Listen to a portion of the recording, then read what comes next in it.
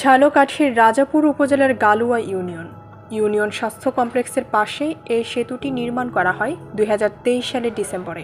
কিন্তু সংযোগ সড়ক ছাড়া সেতু নির্মাণের কাজ শেষ করে ঠিকাদার চলে যান, ফলে সাধারণ মানুষকে চরম ভোগান্তির মধ্যে পড়তে হচ্ছে।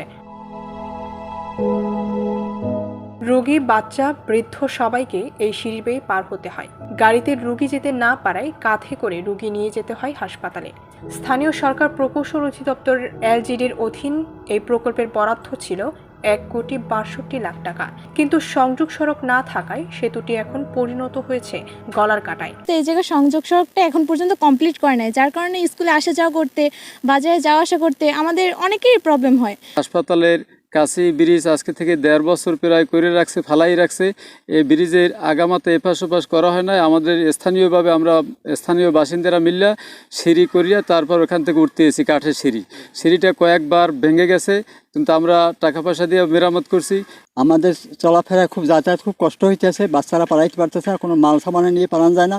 বয়স্ক মহিলারা আইতে খুব কষ্ট হইতেছে, গর্ভবতী মহিলারা হাসপাতালে আইতে খুব কষ্ট হইতেছে। এই দীর্ঘদিন যাবত এইগুলো ভালাই রাখছে আমাদের স্থানে। এই পোলাপানের জায়গার এই ছেলেমেয়েরা এইরা সবাই এই করিয়া একযোগ হইয়া এই সিঁড়ি দিয়েছে এই দিয়ে, কিন্তু আমার চলাফেরা অনেক কষ্ট। সেদিন আমি এই বাজার নিয়ে আসি, বাজার নিয়ে পড়ে গেছি। এই ব্রিজের কারণে খুব সমস্যা হয়, কারণ এই ব্রিজে এই দিয়া বৃষ্টির দিনে চলাফেরা যায় না। রাস্তা এভাবে ফালাই রাখছে, তো মানুষের প্রত্যেকটা মানুষেরই সমস্যা। আমাদের এই স্বাস্থ্য কমপ্লেক্সের ব্রিজটা বিগত 2 বছর প্লাস হবে এভাবে ফালাই রাখছে। ব্রিজ করা হয়েছে, কিন্তু ব্রিজের বিকল্প যে সংযোগ সদর এইটা করা হয় নাই। এ নিয়ে মানুষ, এমনি জনগণ, এমনি এখানে যে রুগী আসে বা বাচ্চারা আসে, মাতৃকালীন যে মায়েরা আসে, তারাও ভোগান্তিতে আছে। ইউনিয়ন স্বাস্থ্য পরিবার কল্যাণ কেন্দ্র, যেখানে দৈনিক কমপক্ষে 50 থেকে 100 জন গর্ভবতী মহিলা সেবা নিতে আসে এবং টিকা কার্যক্রম এখানেই হয়। দেখা গেছে আমাদের এখানে একটা যাতায়াতের যে ব্যবস্থা, একটি সেতু যেটার বেহাল অবস্থা খুবই, যেখানে আমাদের মায়েদের, বোনেদের নামতে কষ্ট হয়, যারা বাচ্চা আছে এদের নিয়ে আসতে যেতে কষ্ট হয়।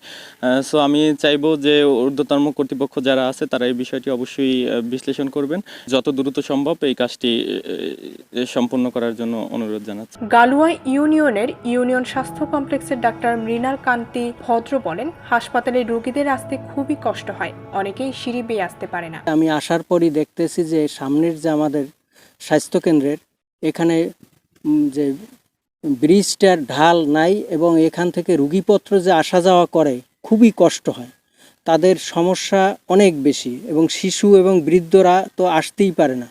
এই সমস্যাগুলো বেশ জটিল আকারে ধারণ করছে, এবং আগামীতে যে বর্ষাকাল আসতেছে এই সময় তো খুবই পারাপারে আরও সমস্যা হবে। এবং একটা বিকল্প একটু ব্রিজের মতো বানাই রাখছে, কিন্তু ওদিকে পারাপার খুবই কষ্টের হয়। এজন্য আমি ঊর্ধ্বতন কর্তৃপক্ষের কাছে জোর অনুরোধ করছি যে এই প্রকল্পের দায়িত্বে ছিলেন ছাত্রলীগের সাবেক নেতা সৈয়দ হাদিসুর রহমান মিলন। বর্তমানে অস্ত্র মামলায় তিনি কারাগারে রয়েছেন।